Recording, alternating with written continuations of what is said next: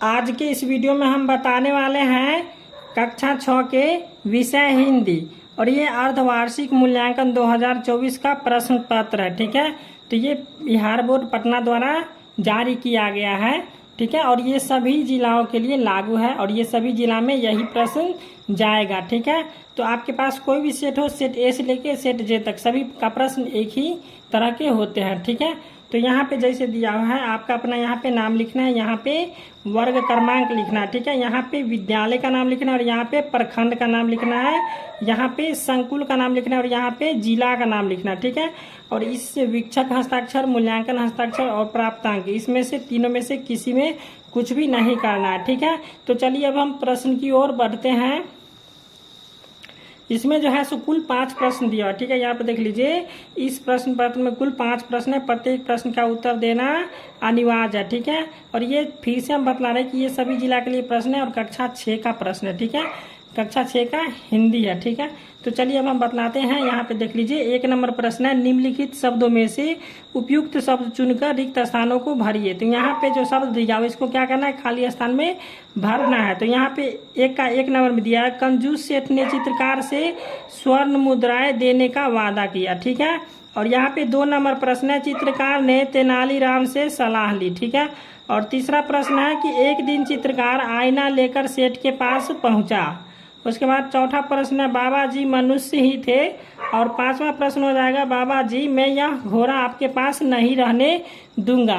तो ये हो गया प्रश्न संख्या 1 का आंसर। अब हम प्रश्न संख्या 2 की ओर चलेंगे। ठीक है,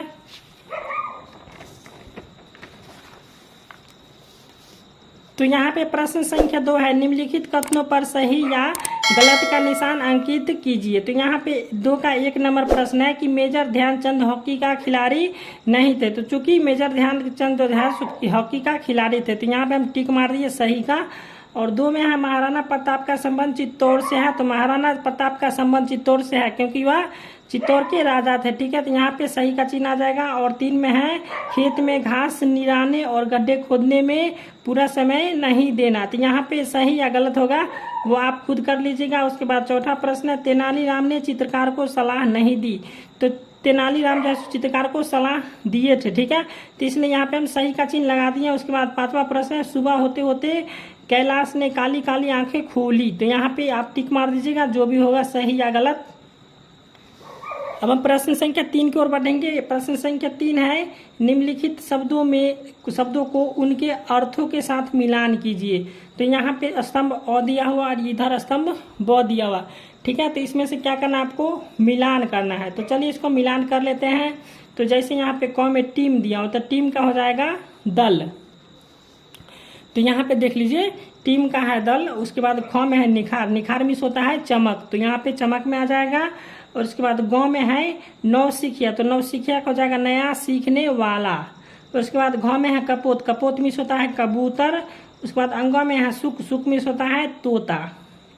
तो ये हो गया प्रश्न संख्या 3 का। अब हम प्रश्न संख्या 4 को बतलाएंगे।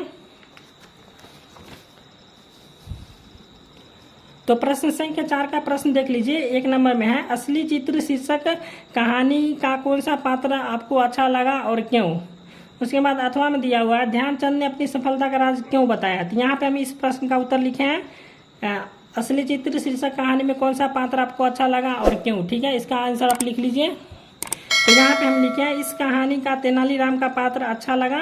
तेनालीराम के कारण ही कहानी आगे बढ़ती है क्योंकि तेनालीराम के सूझबूझ के कारण ही सेठ को अपनी कंजूस का त्याग करना पड़ा और चित्रकार को उसकी परिश्रम का फल, यहाँ पे ये फल लिखा हुआ, ठीक है, मिल गया। हो गया। अब यहाँ पे दूसरा प्रश्न है, बाबा भारती के घोड़े को देखने के लिए खड़ग सिंह क्यों अधीर हो उठा। अथवा में दिया हुआ है कि चित्तौड़ के प्रताप की कहानी हमें क्या सिखाती है।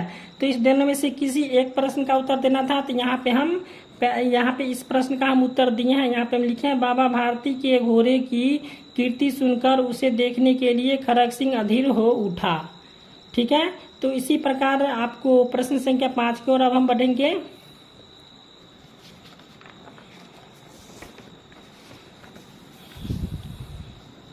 प्रश्न संख्या 5 है, क्या चिड़िया के संदेशों के अनुसार मानव कार्य करते हैं? इस पर अपना विचार प्रस्तुत कीजिए। और अथवा में दिया हुआ है, विजेता बनने के लिए मनुष्य में क्या क्या गुण होना चाहिए?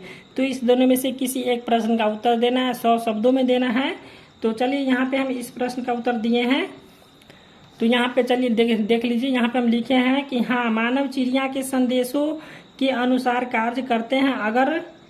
अगर कुछ मानव चिड़िया के संदेशों के अनुसार कार्य नहीं करते हैं, क्योंकि वे स्वभाव में स्वार्थी, लालची, बेईमान होते हैं। किंतु सारे मानव ऐसे नहीं होते हैं। कुछ मानव समझदार भी होते हैं, जो दूसरे की मदद भी करते हैं। और सभी मानव को चिड़िया की तरह स्वतंत्र और निडर होकर जीवन जीना चाहिए। ठीक है, तो आप लोगों को वीडियो अच्छा लगा तो वीडियो को लाइक और चैनल को सब्सक्राइब कर दीजिएगा। ठीक है, तो ताकि फिर हम अगले वीडियो बनाए तो आपके पास पहुंच जाए।